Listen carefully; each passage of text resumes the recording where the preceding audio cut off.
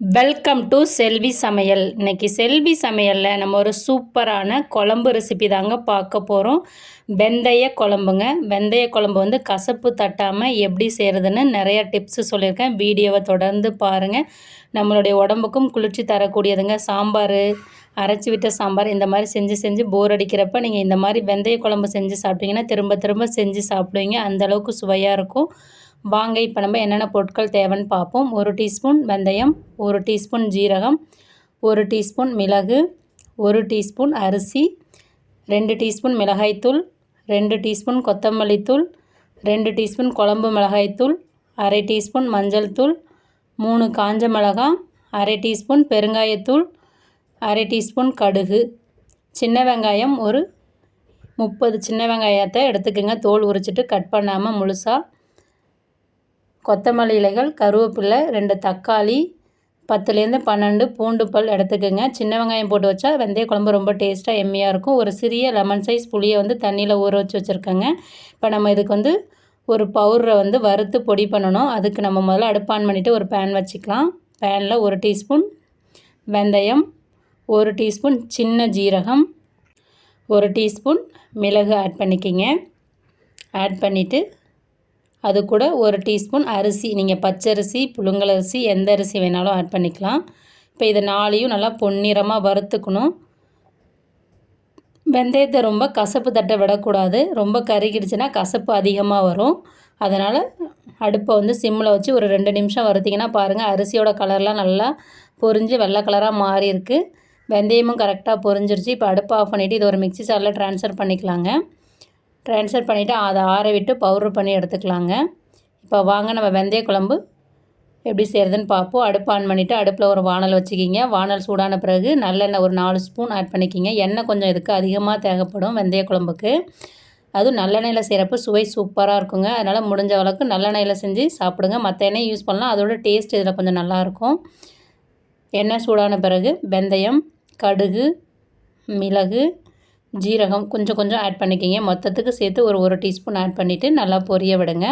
இப்போ பாருங்கள் நல்லா பொரியுது. பொரிஞ்ச பிறகு காஞ்ச மிளகாய் ஒரு 3 மிளகாய் கிள்ளி ஆட் பண்ணிக்கிங்க. கருவேப்பிலை இலைகள் சிறிதளவு ஆட் பண்ணி நல்லா பொரிய விடுங்க. காஞ்ச மிளகாய், கருவேப்பிலை நல்லா பொரியட்டும். இப்போ நல்லா காஞ்ச மிளகாய், கருவேப்பிலை பொரிஞ்சிருச்சு. பொரிஞ்ச பிறகு நம்ம வச்சுருக்க ஒரு 12 பல் பூண்டு ஆட் பண்ணிக்கலாங்க. பூண்டு வந்து இந்த வெந்தய குழம்புல ரொம்ப சூப்பராக இருக்கும்.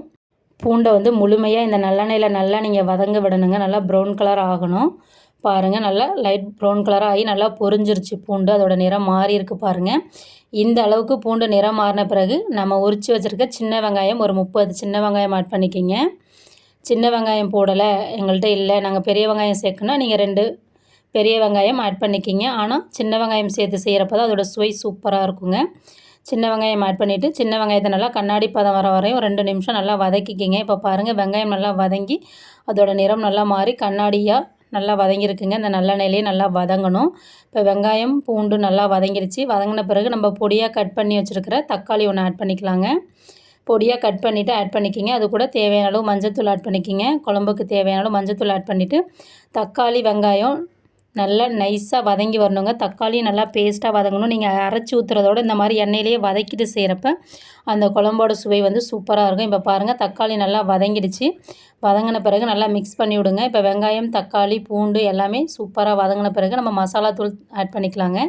வெந்தய குழம்புக்கு தேவையான மசாலா தூள் ஆட் பண்ணிக்கலாம். 2 ஸ்பூன் தனி கொத்தமல்லி தூள் ஆட் பண்ணிக்கலாம். தனி மிளகாய் தூள் 2 டீஸ்பூன் ஆட் பண்ணிக்கிங்க. குழம்பு மிளகாய் தூள் 2 ஸ்பூன் ஆட் பண்ணுங்கள்.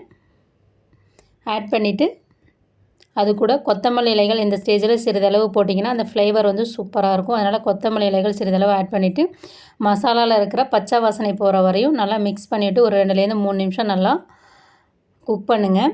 மசாலாலேருந்து எண்ணெய் பிரிஞ்சு வரணும். அந்தளவுக்கு குக் பண்ணிங்கன்னா உங்களுக்கு மசாலா நல்லா வெந்து வந்திருக்குன்னு அர்த்தங்க. இப்போ பாருங்கள் மசாலா நல்லா குக் ஆகி அதிலேருந்து எண்ணெய் நல்லா பிரிஞ்சு வந்திருக்குங்க. வெங்காயம், தக்காளி, பூண்டு கூட.